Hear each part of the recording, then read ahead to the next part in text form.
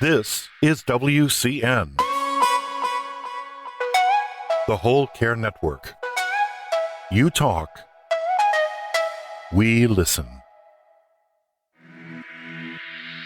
Content presented on the following podcast is for information purposes only. Views and opinions expressed during this podcast are solely those of the individuals involved and do not necessarily represent views of the Whole Care Network. Always consult your physician for medical and fitness advice, and always consult your attorney for legal advice. And thank you for listening to the Whole Care Network.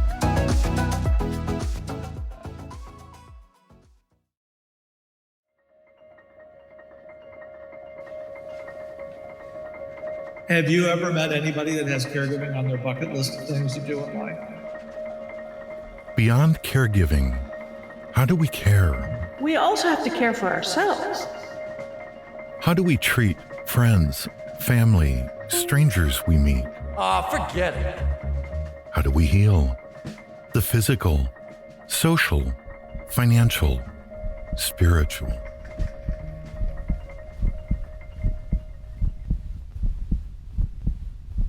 Hello.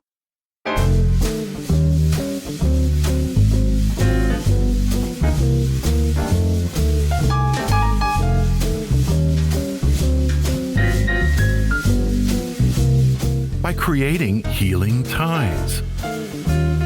Tying it all together like a bow tie. With your host, Christopher McClellan, the bow tie guy. Well, greetings, everyone. It is Christopher McClellan, the bow tie guy, and welcome to another episode of Healing Ties 2.0 featured on the Whole Care Network. On the Whole Care Network, we are all about story sharing and resources because we believe it's through story sharing where diversity meets the road to collaborate on a common cause. And our common cause is supporting caregivers before, during, and after caregiving ends. And as you know, we're celebrating National Family Caregivers Month with the reboot of the popular Healing Ties podcast. Well, I think it's popular, with our 30 podcast in 30 days and the soft launch of our new Whole Care Network website. So when you get a chance, please visit our new site at wholecarenetwork.com. Well, you got to go to the old site to get to the new site, but you'll see the link to the new site. Yeah, you'll figure it out when you get to the site. But when you get to the new site, you're going to meet a fellow by the name of Bo. That's because Bo ties things together on the Whole Care Network. You'll definitely get it when you see a picture of Bo. And during our soft launch, we're asking all of our listeners to provide us with feedback on the new site so we can continue to build our site where you can easily find your favorite podcasts, favorite blogs, and videos. And by the way, you'll be able to search content on the Whole Care Network via our 4 pillars of care: physical, social, financial, and spiritual health. And be on the lookout for our new YouTube channel featuring live shows, our streaming 24/7 radio station, and a few other exciting changes coming to the Whole Care Network in 2021. Well, enough from me. My guest today, I've just been looking forward to this because this is somebody that I think very highly of, is my good friend Rich Scharf. Rich is a native West Virginian living in St. Louis, only child raised by a single mother, Carolyn, who resides in a memory care facility with mid to late stage dementia. Rich is a former member, singer at the Gateway Men's Chorus, where I knew him best, and I'm going to embarrass him right off the top. He has one of the best voices I have ever heard. Rich, it's great to have you on the Healing Ties. It's great to be with you. Well, thank you. And thank you for blowing smoke up my skirt. I appreciate the compliment. Well, and I just remember all your solos, and I just always wanted a voice like yours. But now I got you on as a guest. That's even better. There you go. Well, yeah. I also have very fond memories of you, Chris. And I remember when we ran into each other in Florida a few years ago. That was a delight. That was a delight. It was quite it's always a delight to be in your company, Rich. Well, I know a whole lot about you, but tell our listeners a little bit about you, and we'll get into conversation about you and your mom and long-distance caregiving. Sure. Well, as you said, I'm a native West Virginian. I grew up in Charleston, West Virginia. I attended West Virginia University, which was the best 10 years of my life. The 10-year plan? Yeah. Well, that's not true. Well, the 10 years is true, but the best years of my life is not, because I really feel like I'm living my best years right now. Mm-hmm. But I was in college for a long time. I went to undergraduate and dental school. I am a dentist. I'm an associate dental director at a local federally qualified health center here in St. Louis, which serves the underserved, people who normally would not be able to afford medical, dental, behavioral health care. That is awesome work that you're doing for the underprivileged. It is. And it's been a challenge this year with the pandemic. We certainly had to go through a lot of changes. How does dentistry work in the middle of, I had not thought about that. So good. So come March the 16th, when we realized things were really getting serious, the ADA, the American Dental Association, recommended that dental offices shut down except for emergency treatment. The fear was that the oral aerosolization that would be created by working in the mouth, especially using high-speed drills, would be a vector for easy infection. Mm-hmm. And so from the mid-March to the end of May, we only saw emergency treatment. Most of those were tooth extractions, which do not cause the oral aerosols. Oh, okay. But starting June the 1st, we started seeing more patients, and we're about 70 to 75% capacity of what we were pre-pandemic. So we're not as busy as we used to be, in an attempt to still keep a whole bunch of people from being in the building at the same time. That's amazing. I just never would have thought of, because but it makes sense that would be an issue that we'd want to be careful about. Well, I tell you what, dental offices have always been very high on sterilization. Yes. We've always worn a mask and gloves and safety glasses. To that, we've added an additional mask. We wear an N95 mask underneath a surgical mask. And we also use a face shield, just very, very cognizant of the sterilization that we need to do. What I will say, so when we started seeing more patients in June, we were a little concerned. Mm-hmm. How much at risk are we going to be? Mm-hmm. And there has been no COVID infection within the dental office. That's awesome. In the last 8 months. That is a testament to your dedication and your whole staff. Now we talked earlier when I opened the show about your mom. Now I remember meeting your mom. She came for a concert. She came for a concert. Yeah. Oh, that would have been 2009. 2000. Oh, we're dating ourselves, but 2000. But I do remember it was at the I think the Edison Theater at Washington. I think you're right. I think you're right. And she was so pleasant, so proud of you, and now you're kind of on a little caregiving journey with her. Yes, which was unexpected. My mother has always been very, very independent, very self-sufficient, very savvy. And to see her lose her mental skills has been an adjustment. This is so funny. I was just thinking about this today. I've kept a journal for years and years. Oh, very good. I was reading a journal from 2008. And in it, I had written that I had called her and I said, well, how are you? And she goes, oh, well, she calls me Rick. My family has always called me Rick instead of Rich. So she goes, Rick, I need a colostomy. I was like, you do? Oh my God. She goes, yes, I have to go to the hospital Friday morning and they say I'll be home by lunch. And I'm like, do you mean a colonoscopy? And what she said to me was, oh, Rick, my brain's not working anymore. And so I'm wondering if even then she was starting to notice, not being able to think of certain words or some of the same things I do today. So, you know what I mean? It's a little fear of God in you. Yeah, I think we've been dealing with that with one of my sisters, and it's kind of a slow process. You think at the beginning they kind of recognize it, but then it just kind of moves on. But for you're living in St. Louis, and she's in West Virginia. That long distance caregiving in and of itself is not easy, but when it's long distance, it presents its own little challenges. Sure, things came to a head about 5 years ago. And we started to realize that she didn't have the mental faculties that she used to have. She got very confused about doing her taxes. And she'd always not only done her own taxes, but worked part-time during tax season at a local tax office. Oh, okay. So, and she always did. She was a legal secretary for the same lawyer for 51 years until she retired. My goodness. And she did his taxes. She did his daughter's taxes, who's also a lawyer at the firm. So she was very savvy around this. So around 2015, she was getting very confused about her taxes. And this is when we started to notice that there was something happening. The other thing I'll say about my mother is she's been a member of a church since I've been a teenager. And she has been very active in that church. It's called United Disciples of Christ Church. Disciples of Christ is the denomination. They're very progressive.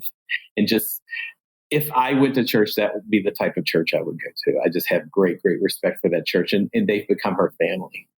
And so what I'll say about long distance care, the fact that she was a member of this church for years is helping her now, because they really helped to take care of her, especially her one church friend, Betty. If it wasn't for Betty, I probably would have to move on home and be more hands-on. But she's just helped out a lot. Oh, that is, and that's what, well, I don't want to digress into church, but that's what church is supposed to be about, helping helping the family, helping the community. That's absolutely. We could go off on a tangent on churches, but I'm glad I hear a good story about churches today. Oh, I would sing this church's praises to high heaven. Yeah, and for you, I would imagine you get back, every so often. But I do. Was it hard to see the changes when you go back? Went back? Yeah, it was.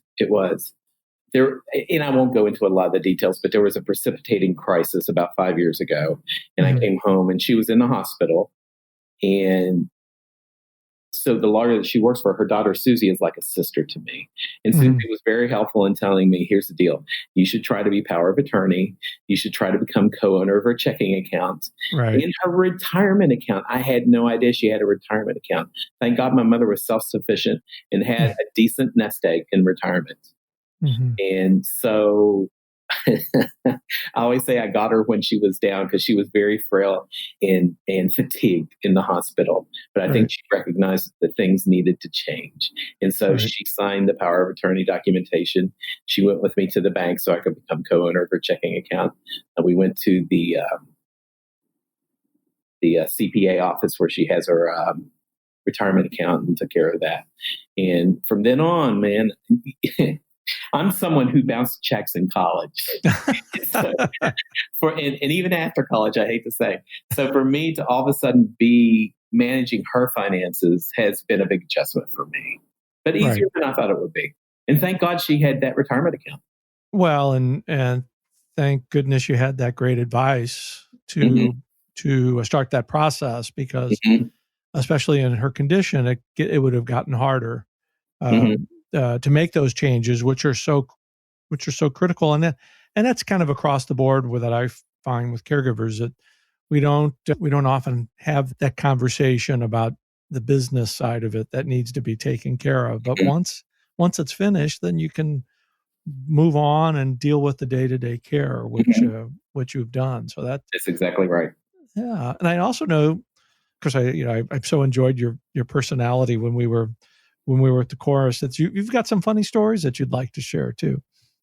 So one funny story, and it's going to have a bit of a political edge to it. So that's my apologies ahead of time. That's perfectly okay. But my mother has always had a big, liberal, progressive, compassionate heart. And this would be 3 years ago. It was before she went into assisted living. And I took her to her neurologist appointment that July, so this would have been 2017. And they gave her whatever the cognitive test is called, where they ask you that series of questions. And of course, the first question they ask is, and her name is Carolyn. Well, Carolyn, what year is it? You hear my West Virginia twang come out because I'm then taking the nurse. What year is it? And my mom would go, 2017. That's good, Carolyn. Now, what month is it? It's July. Well, what's the season? It's July. Well, that's the month. What's the season? Well, it's hot. Now, who is our current president? And her face screwed up into the most disgusted expression you could imagine. And she just started going, oh, no. So she could not remember Trump's name, but she could remember that she loathed him. And I just thought, oh, good for you, Mom. What a great story. Oh, gosh. Oh, Because, with caregiving and caregivers, it really is all about stories and story sharing, because that's where we find the comfort. And that's, part of the reason why I'm doing what I'm doing is, sharing stories and resources, because we find out that when we do, we're really not that much different. No. It was at that point that my mother, we got her to go into assisted living. It was not an easy transition. She resisted it with every ounce of her being. Right. And then in January of this year, she moved into memory care. Moving into memory care. Mm-hmm. Yeah. It's a steady progression, but you're being a great son by being there by her side. I am. You know what? I have to kind of put aside sometimes the guilt that I feel. Well, I should just move back home and I should just be there. I am not sure she would be any better taken care of if I lived there. Right. Luckily, she did have this retirement nest egg, so that pays for the assisted living and now the memory care. And of course, the thing is this year, once the pandemic hit, I've only been home once, and that was in September. Yeah, it's been hard to even get into any of these senior living centers. I know each state has different rules and regulations, but it's been tough for everybody that has a loved one in one of these communities. So, goodness. And here's the deal about that with me. This assisted living facility has only had one resident test positive for COVID, and that was back in the beginning of the pandemic. So even though I'm frustrated I can't see my mother in person, that's outweighed by the fact that she remains physically, COVID free. She's in good hands. So whatever they need to do, that's fine. Yeah. I mean, I'm a little disappointed. I actually had an in-person visit scheduled with her over Labor Day weekend. And of course, the infection rates rose that week in her county. And then they had to say no in-person visit. So I talked to her through a window. Oh, goodness. Well, you should, some of the podcast guests we've had on podcast here recently, with some of the technology that's going on with hearing devices and being able to talk with residents. And it's been amazing what we've uncovered here in the last month or so as we've restarted the podcast. We'll send you some of that information as well about how these tech companies are. It's like, I barely know how to turn the computer on, and these guys are making it easy for seniors and their families to hear each other in these communities. It's right. Awesome. I've had a couple of FaceTime visits with my mother, so they are handling that at her assisted living facility. They have a way now that they can put the image on the TV, and they seem to think that the people in memory care respond better to seeing the picture on TV. Seeing the picture on the TV. Rather than looking down at a little screen. Because that's something that they're used to. I get that. Mm-hmm. Exactly. Technology is definitely changing our lives. There's no doubt about that. So Rich, I think this is a great time for us to take our break. And, as I'm doing with all of our guests on our 30 and 30 reboot of Healing Ties, I want to know one fun fact about you that I don't know, and I know that our listeners are going to want to know. So got to put your thinking cap on. Well, I'm not sure if the listeners would need to know this, but well, we're gonna hurry back. We're gonna hurry back to find out. So. All right. So you're listening to Healing Ties on the Whole Care Network. We'll be right back. Tomorrow on Healing Ties 2.0. We always say you can't pour from an empty cup. So we, as caregivers, we really, really have to care for ourselves. I'm a caregiver. I have a son with disabilities, and I don't think it's an exaggeration to say that respite really sort of saved our family. Hi, I'm Megan Schwam, Executive Director of the Tennessee Respite Coalition. Join us tomorrow to hear my conversation about respite care in Tennessee. Join us tomorrow and every day in November for 30 shows in 30 days. Healing Ties 2.0. Available at thewholecarenetwork.com/Healing Ties and wherever you listen to your favorite podcasts.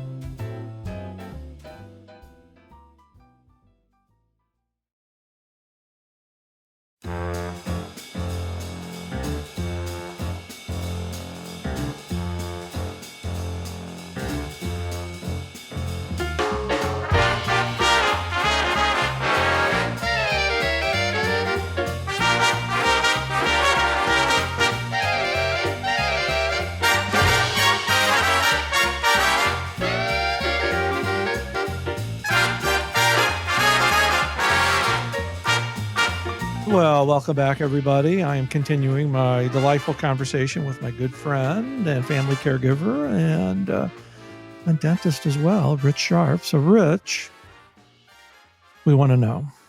Spill the beans. We want to know a fun fact about you that I don't know, that all of our listeners are just sitting at the edge of their seats wanting to know. Well, I'm glad you said fun fact and not scandalous fact. Well, we could, I know the editor, I know the producer here. We could certainly change that. So here's a fun fact that not many people know about me. I am a huge comic book nerd. I love the Marvel movies. I love the Marvel TV shows. As a child growing up, I was an only child. I had awkward social skills. I was teased and bullied a lot. So I really was on my own. And comic books were just like a nice retreat from harsh reality. And I got made fun of for reading comic books. So I always kind of kept it in the closet. I was on the down low. Well, about 12 years ago, the Marvel movies started coming out and they became popular. And I'm like, well, I can come out of the closet as a comic book fan. There you go. I started to buy comic books again. And for me, it's just like a nice reconnection to my childhood. So that is something I did not know. And what's great about this, and this is so unplanned, the guest that was on previous to you, he had the same fun fact about comic books, and he has a whole bookstore in Tampa that when you come to Florida, we're going to his bookstore in Tampa. Oh, I would love to. It's one of the great, I know this is your fun fact, but he's got one of the greatest assortments of old comic books that you'd ever. Oh my gosh. So we have to put that on our things to do. Next time you're in Florida, I would love it. And I am the comic book company's ideal adult customer with discretionary income because I don't have any of the comic books that I bought when I was a kid. And now I'm buying them back in these gorgeous bound volumes that are not cheap. They're not cheap. They've tapped into us kids who are in our 50s and 60s. Right. Yeah. So are you doing any others? Are you doing any more singing? Are you doing any more acting? What's on your I am not doing any more singing. My schedule became such that it was just hard for me to continue. It was hard for me to continue going to Monday night rehearsals because I work. Mondays are always sometimes our busiest day at work. And then Tuesday we work a long day. And so Mondays and Tuesdays were just starting to wear me out. So I don't sing anymore. I miss it. I do remember that singing, there were some times where I would go to rehearsal and I was heartbroken or I was mad or something was going on in my life that I just couldn't handle. And I'm like, last thing I want to do is go and sing for 3 hours. And I still would go.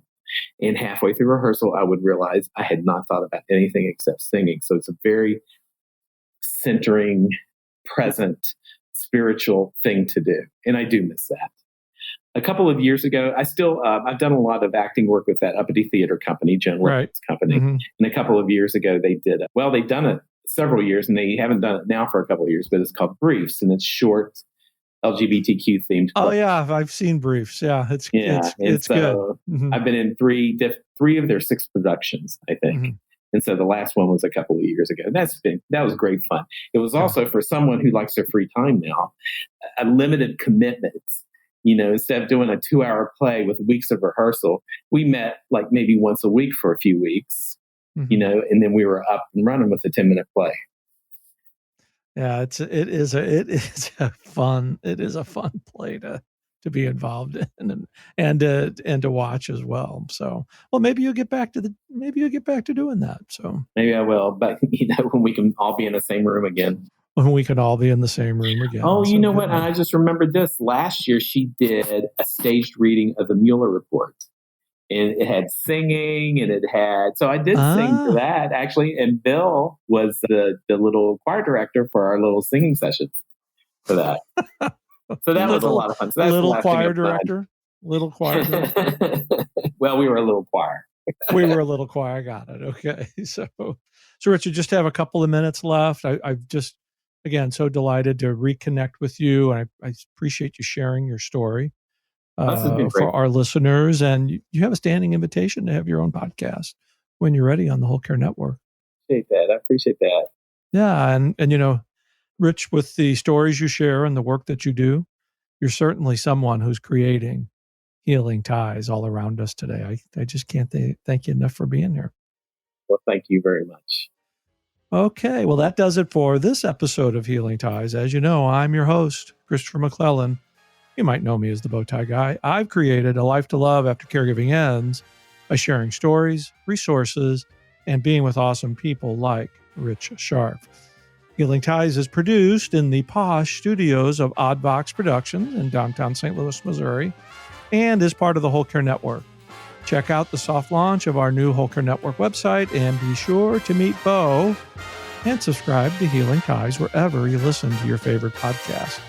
We'll see you for another episode of Healing Ties, tomorrow as we continue our 30 podcast in 30 days to celebrate National Family Caregivers Month. Thanks for listening. Take care. Bye for now.